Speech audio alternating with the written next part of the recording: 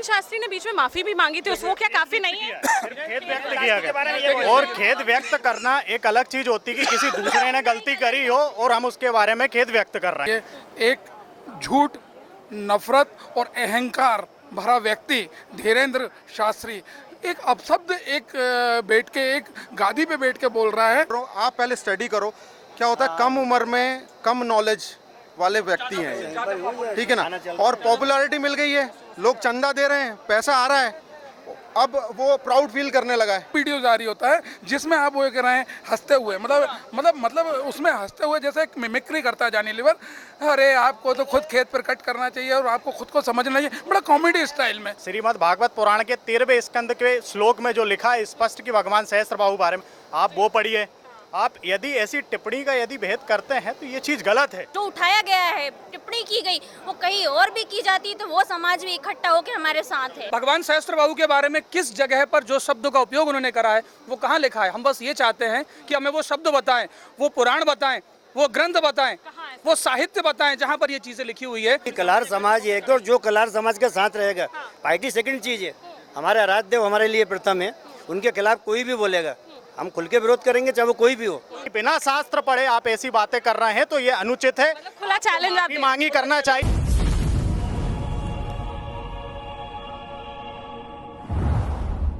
पर मेरा एक व्यक्तिगत निजी बात यह है कि हम समाज को जोड़ने की बात किस लिए करते हैं? समाज की जोड़ने की बात हम इसलिए करते हैं कि उसमें कोई आराध्य होते हैं।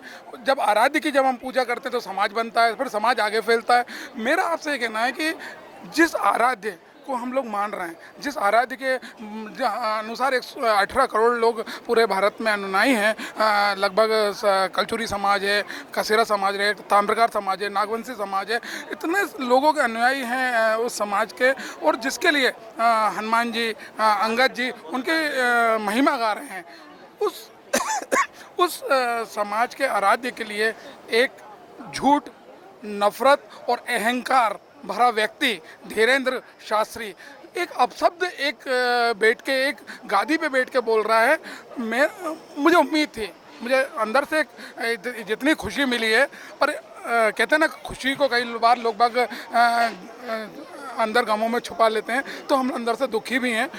एक इच्छा थी कि सीएम साहब बोले कि मैं धीरेन्द्र को से बात करूंगा, या दिलीप भैया बोले कि मैं, दिलीप भैया ने आखिरी में शायद सबकी आंखों में वो पीड़ा पड़ी तो उन्होंने आखिरी बोला। पर मेरा ये मानना है कि समाज के लोगों को इस बात का बहिष्कार करना है। धीरेन्द्र शास्त्री ने बीच में माफी भी मांगी थी, उसको क्या काफी नहीं है? खेद व्यक्त किया गया और खेद व्यक्त करना एक अलग चीज होती है कि किसी दूसरे ने गलती करी हो और हम उसके बारे में खेद व्यक्त कर रहे हैं। खेद व्यक्त करने का मतलब ये होता है, मतलब खेद व्यक्त किया, माफी नहीं मांगी।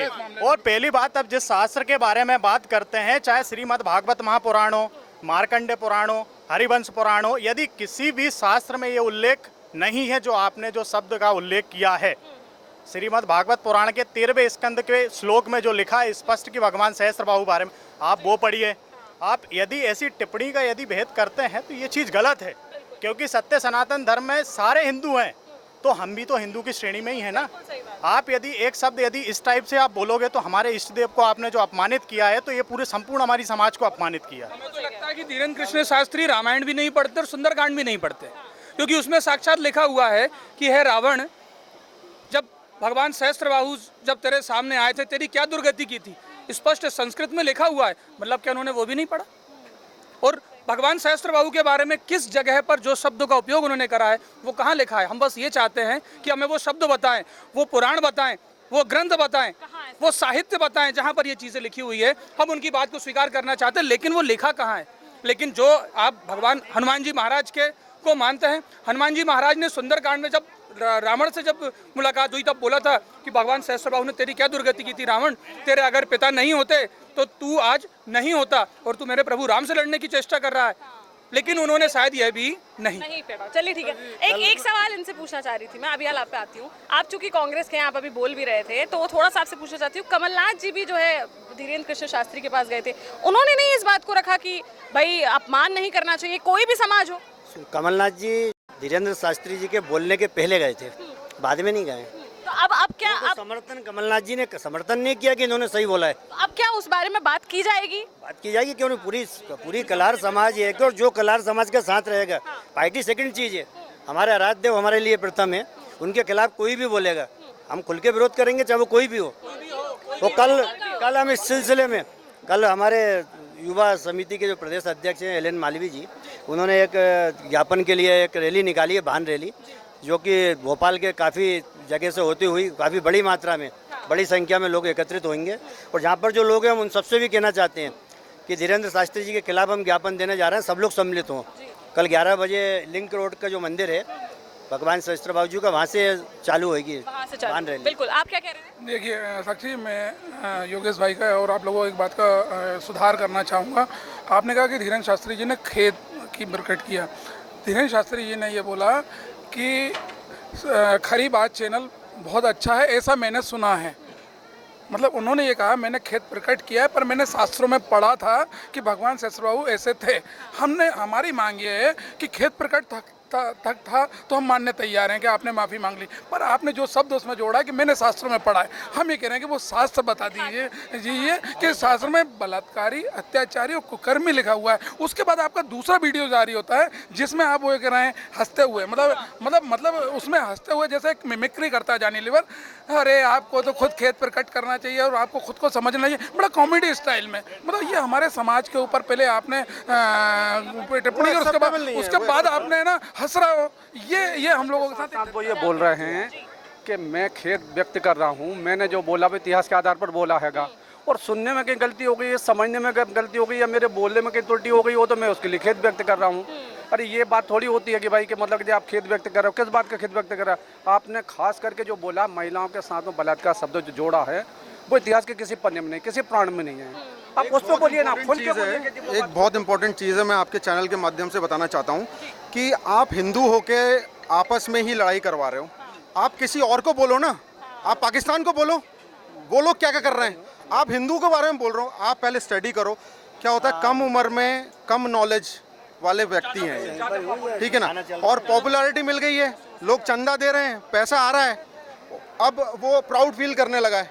तो ये हाँ, that is not the right way. That is not the right way to interpret any kind of statement like this, and we are not going to support in any case. I mean, if he comes to Bhopal, I am the first person that I will scold him.